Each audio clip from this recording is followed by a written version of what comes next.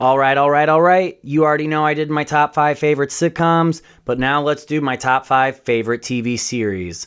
And before we get started, I just want to say, check out Robin Road Cocktails. This is my cousin's cocktail brand. They're premium craft cocktails in a can, 3 different flavors. You have a Cosmo, just like me, a strawberry mule, and a gin and tonic with a cucumber twist. Real nice stuff there. Check it out if you see it at your stores. Number 5, we have Criminal Minds, and I love this one. 16 seasons, and I mean, just the characters are really what make it. And yes, I know for a show like this, every episode is essentially the same. Bad guy kills people, the team goes and tries to find him before he kills, the third or fourth victim, and they usually almost always save the day. But obviously there's times where they can't, and you got to make it a little realistic in that sense. I mean, I love the team. How could you not love David Rossi, Spencer Reed, Derek Morgan, Penelope Garcia, Emily Prentice, JJ?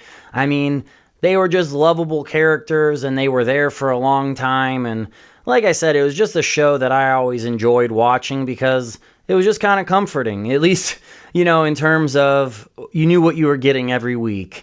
But I think the other funny thing was it made me really paranoid at one point, about locking doors and just always checking your surroundings because, I mean, I know there's crazy people out there, and that show kind of over exaggerates, but at the same time, it's never a bad thing to be vigilant. Coming in at number 4, we're going to go with Black Mirror, and I really like this series because each episode itself is almost just like a movie, and I think that's awesome because none of the episodes are really related to each other in any way, shape, or form.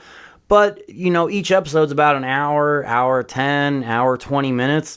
So it's like, you're watching a short film, and I just love how they were put together. Some of it was super creepy and so well done. I just think of that one episode called Nosedive, where the one chick was just seeking validation from every interaction she had from someone, and she ended up just going off the deep end because she was so concerned about getting that validation and getting the correct response from other people that she just, went absolutely insane. Coming in at number 3, we have Game of Thrones. And before anyone says anything, I know season 8, they kind of shit the bed.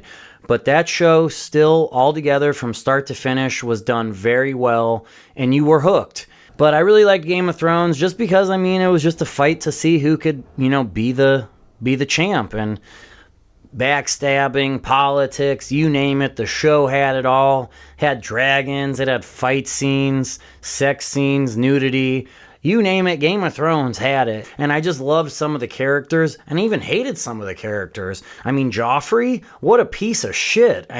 He killed that part. I legitimately hated that kid. There was just some of the iconic scenes and episodes, obviously like the Red Wedding, the Battle of the Bastards, or the very last fight against, the Night King.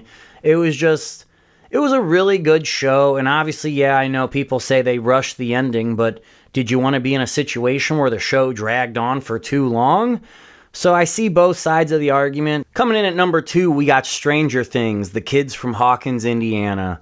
And let me tell you what, I love that show because every time a new season comes out, I sit down and I watch every episode back to back to back to back, all in one day. It's just like a really long movie. I purposely plan my whole day around doing nothing so I can sit in bed and watch every episode from start to finish because I just love that show. And each season, they've had to progressively fight a bigger and badder bad guy. And again, that's another one where you've seen plenty of character development. When you first met Eleven, she was just this quiet, shy girl who had the superpowers. And now you see her and she's a full-blown ass kicker, and she's not going to put up with shit. I think the show is just the perfect balance of action and sci-fi and drama, and it's got everything wrapped into one. And like I said, every time the new season comes out, I set aside 8 to 10 hours of my day so I can just watch it all because it's that addicting, and I think it's that awesome and that put together that well that I don't want to wait to see what happens. I need to know today. I need to finish this out and see what happens. And then coming in at number 1, we got Breaking Bad. I've seen this show twice. absolutely love it. You know, Bryan Cranston absolutely murders it as Walt. You gotta love Aaron Paul as Jesse. The combination of those two is just so polar opposite that I think it works that well together. And Walt is just the ultimate asshole. You know, he claims he's doing it all for his family, but he's doing it all for him. He loves that power. He loves that greed. You know, knowing that he's the best and he's just an absolute maniac. How could someone think of something like that and create such a beautiful story? Because, I mean, at the end of the day, you gotta feel bad. I mean, he absolutely ruined everyone's lives around him. That's a show right there that knew exactly what they were doing. And I have to imagine that show was already written from start to finish before they even produced the first episode. They knew how many episodes it was gonna be, they knew where they were gonna take it. And you gotta appreciate that because the writing on that show is just spot on. Thanks so much for watching. Those are my all-time top 5 favorite TV series. Stay beautiful, America. I love you guys. Have a good one.